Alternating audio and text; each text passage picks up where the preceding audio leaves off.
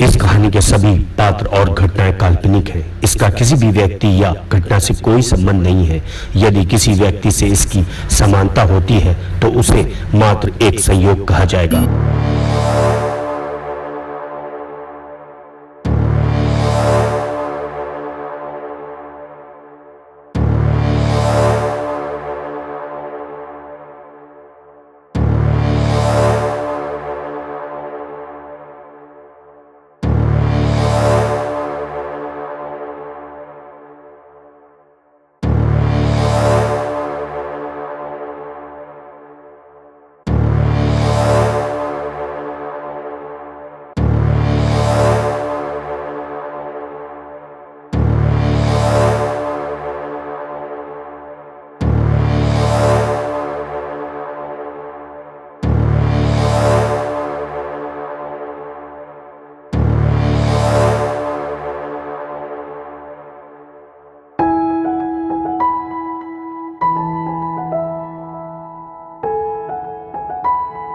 ये काम मैं पहले भी कर सकती थी जो अब करने जा रही हूँ। उस वक्त भी तो वही सब कुछ था जो अब है। हाँ, लेकिन उस बंदे में वो बात नहीं थी जो इसमें है। राइट, वो बंदा अपनी फैमिली का मुरीद है। उससे तुम अपनी मर्जी का कुछ नहीं करवा सकती। इसीलिए तुम्हें उसकी भाभी नहीं, शावेज की प्रॉपर्टी की चाबी बनाकर भेज रहा हूँ।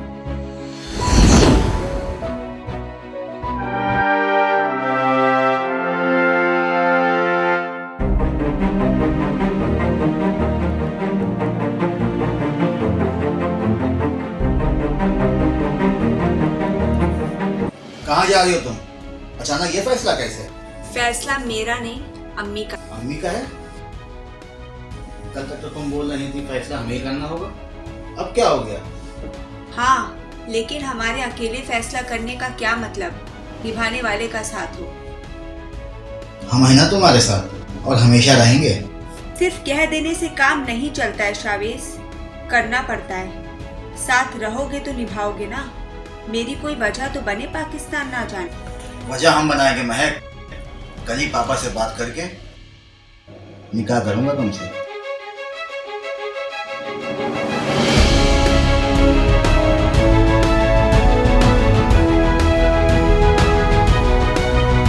हमने तो पहले भी मना किया था, पर इसकी समझ में आए तब ना। बड़ों की बात की कदर ही नहीं आजकल के लड़कों में। समझना तो चाहिए, जो मना किया जा रहा है उसकी कोई वजह तो होगी। आखिर मालूम तो हो कि वजह क्या है। क्यों मेरी शादी महक से नहीं हो सकती? हर बात बताना जरूरी नहीं है शावेज। बेहतर होगा तुम अपना फैसला बदल दो। वजह जाने बगैर हम कुछ नहीं कर सकते। हम किसी से वादा कर चुके हैं और वादा खिलाफी हमसे नहीं होगी। बता दीजिए ना पापा, आखिर ऐसी क्या बात है जिसका कोई नतीजा नहीं निकल सकता? जिसने हमें एक बार रुस्वा किया, क्या भरोसा हमें दोबारा नहीं करेंगे? रुस्वा किया? साफ साफ बताइए अम्मी, बात क्या है? सुनो बहू, पहले महक का रिश्ता वाहिद के साथ तय हुआ था। हम लोग उनके भरोसे बैठे रहे, लेकिन तारीख रखने की जब बात आई तो फोन करके बोल दिया कि इस्तिखारा मना है। ऐसा कोई करता है क्या? महीनों इंतजार करा है और फिर इनकार कर दे। इनकार की कोई वजह भी तो बताई होगी। नहीं, सिवाय इसके कि यह इस्तिखारा बेहतर नहीं है। अब ये कैसे मुमकिन है कि शावेज के लिए इस्तिखारा बेहतर ही आएगा? अगर ऐसा हुआ तो क्या शावेज महक से शादी कर सकता है? नहीं। इसमें कोई हर्ज तो नहीं है पापा। हो सकता हो उस वक्त उनका इरादा ना हो और अब उनको अपनी गलती का एहसास हो, इसलिए वो हमसे रिश्ता जोड़कर अपनी पशेमानी दूर करना चाहते हो। तुम अभी बच्चे हो शावेज, तुम्हारी समझ में कुछ नहीं है। मैं अब भी मना कर रहा हूँ। तुम जहाँ कहोगे मैं तुम्हारी शादी करा दूंगा, लेकिन वहाँ नहीं। हमें करना ही नहीं शादी, किसी से नहीं। रुक, कहाँ जा रहा है? बैठ।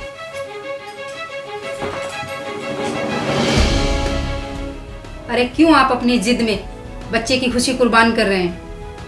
करने दीजिए उसे जो करना चाहता है। उसके मरूम दादा की भी यही ख्वाहिश थी कि वो अपनी जिंदगी अपनी मर्जी से जिए। हमारी कोई जिद विद नहीं है जरीना। हम नहीं चाहते हैं कि कल किसी मुसीबत में ये गिरफ्तार। जो हम समझ रहे हैं वो अभी किसी के समझ में आने वाला नहीं है, लेकिन आप भी उन्हीं की तरफदारी कर रही हैं। इसके आगे अब हम क्या कह सकते हैं आपसे? तरफदारी हम किसी की नहीं कर रहे हैं। शादी तो करना ही है बेटे की, तो जहाँ वो चाहता है वही कर दें, तो उसमें हर्जी क्या है।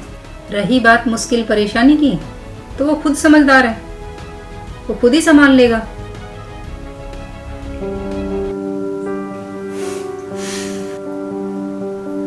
भाभी, सारी तैयारी आपको ही करनी है। हाँ हाँ, सबसे बड़ी बूढ़ी मैं ही तो हूँ जो सारी जिम्मेदारियां मुझे ही सौंप रहे हो।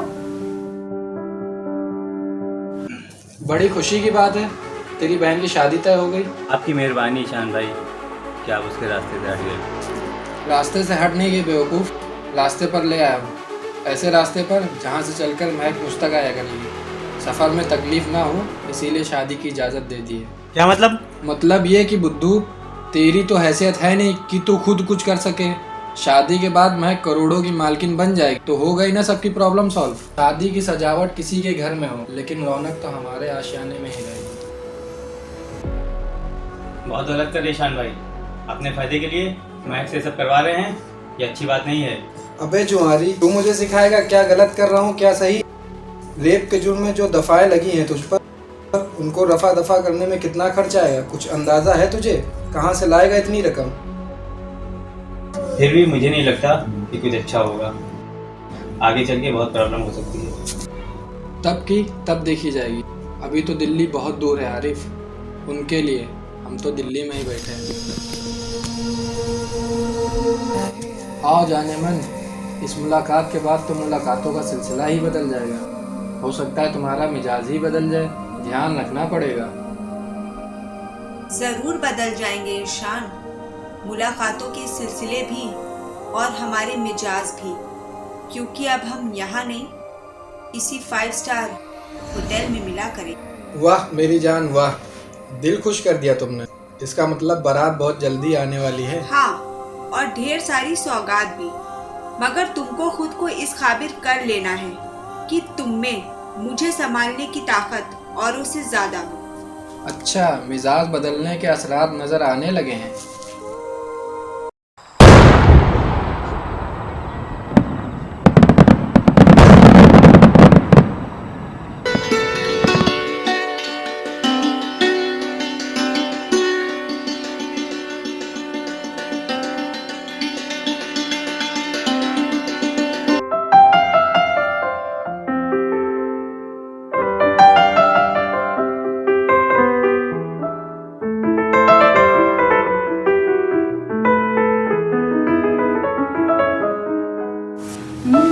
जाओ जाओ, मगर पहले कुछ नजराना तो देते जाओ।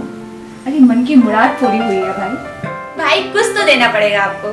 रहने दीजिए भाभी, छोटे हैं और तोहफे तो आते ही रहेंगे। वो आएंगे उसके लिए, हमारे लिए थोड़ी। खैर, तुम कह रही हो तो माफ कर देती हूँ।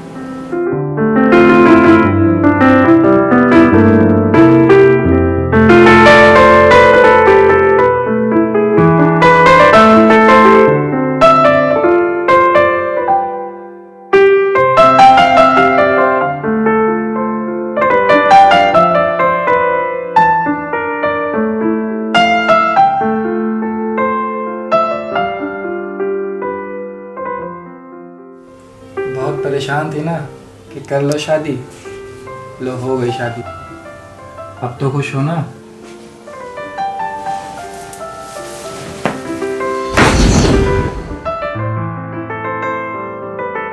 काफी रात हो गई ना, फुर्सत के लम्हे हासिल होने में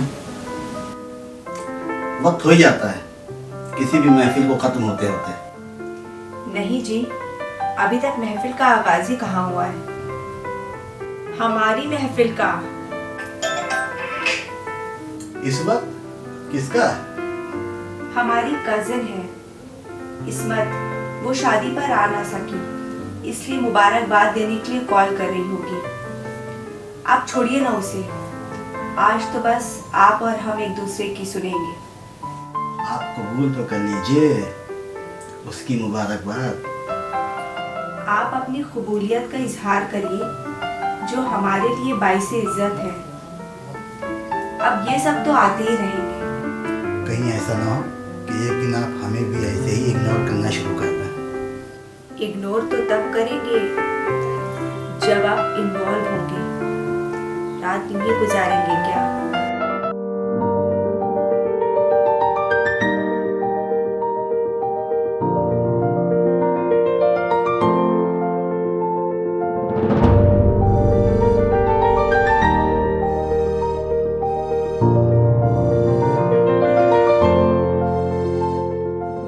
महक, आज हम लोग लॉन्ग ड्राइव पे चलें?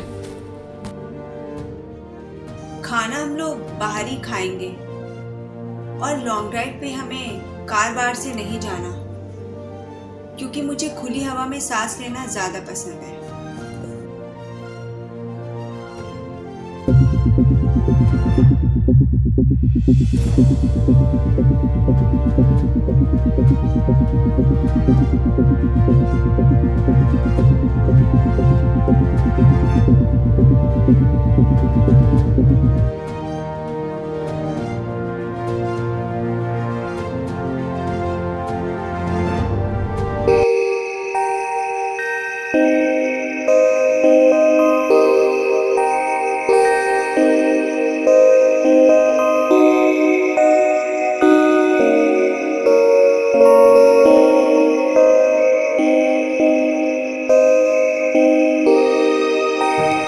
लगता है ये तुम्हारा फेवरेट रेस्टोरेंट है, काफी आना जाना है यहाँ, है ना?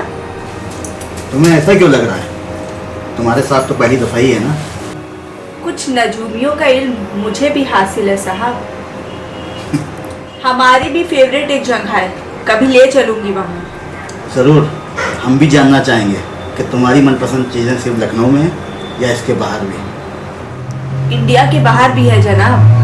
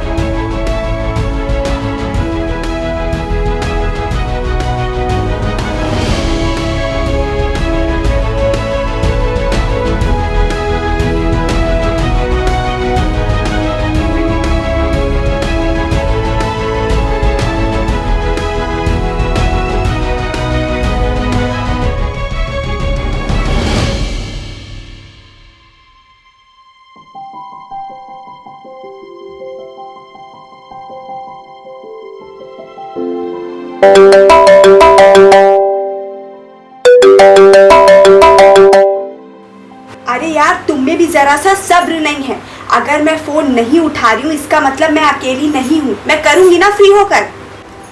होती है तो होने दो, कितनी भी रात क्यों ना हो जाए यार, मैं तुमसे बात किए बगैर नहीं सोऊंगी। अभी रखती हूँ, नहीं तो प्रॉब्लम हो जाएगी।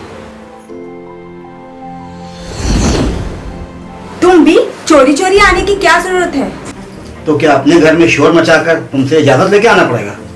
फिर भी थोड़ा तो एहतियात रखना चाहिए ना। एहतियात? किस बात की एहतियात?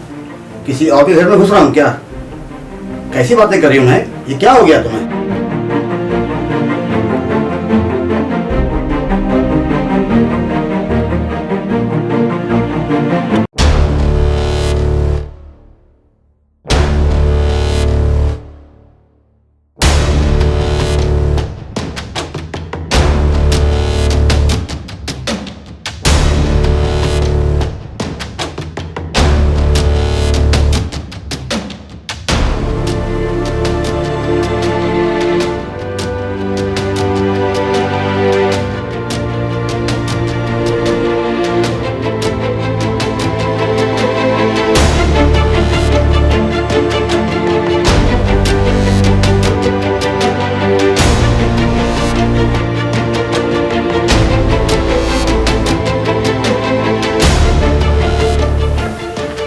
ये क्या कर रही हो महक?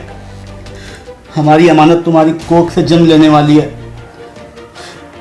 कम से कम उसका तो ख्याल किया होता।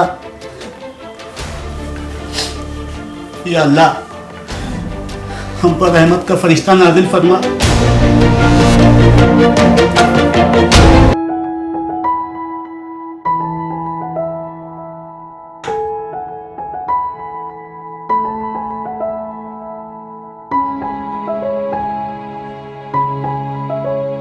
तो पागल मत बन, घर छोड़ने की कोई जरूरत नहीं है। मैं बताऊंगी ना तुझे कब क्या करना है।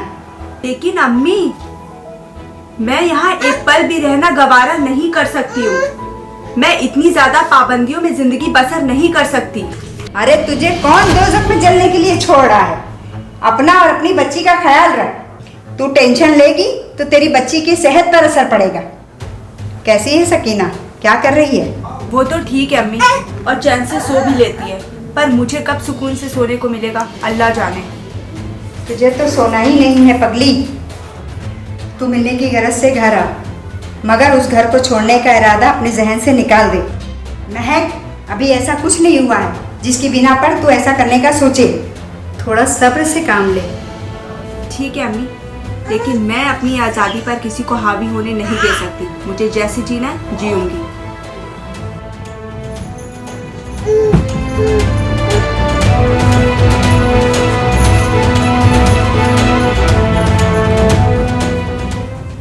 महक, रोज रोज तुम्हारा सकीना को अकेला छोड़ के जाना बहुत बुरी बात है।